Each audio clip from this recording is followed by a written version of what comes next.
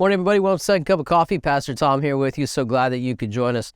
We're going to start a new series as we do every month. It's called The Beauty of the Prophetic. And I want to talk to you out of Acts 27 and 28. It's about Paul's journey to Rome. And God called Paul to Rome.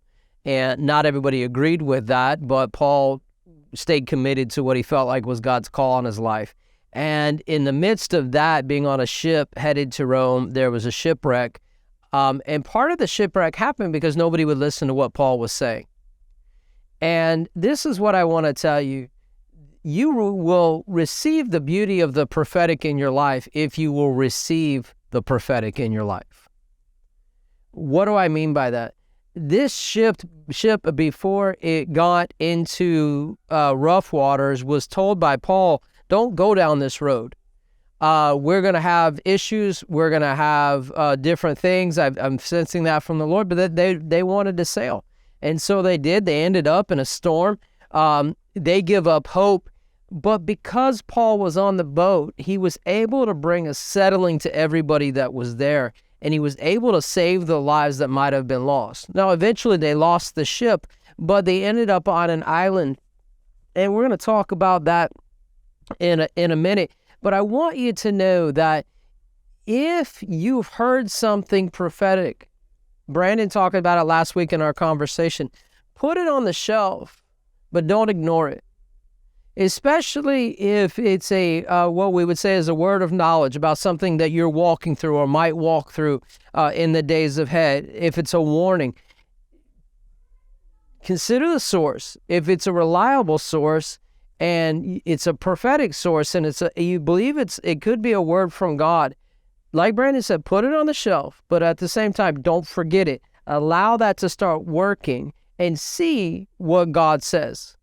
Don't just disregard it. Because when you do that, you could be headed to a shipwreck that God is trying to get you to avoid.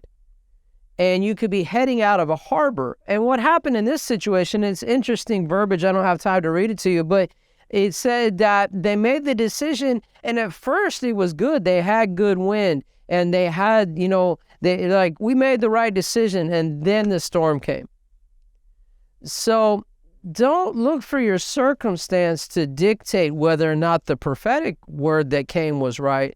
Look for the level of peace that you have. And if you have more peace in the word than you do in the circumstance, trust the word. Stay in the harbor until God releases you into another harbor or releases you on that trip. It might keep you out of shipwreck. The beauty of the prophetic is if I receive it, I receive the beauty of it, the protection of it in this case. If I won't, then I may be stepping into a different administration, and I don't know that I want to do that.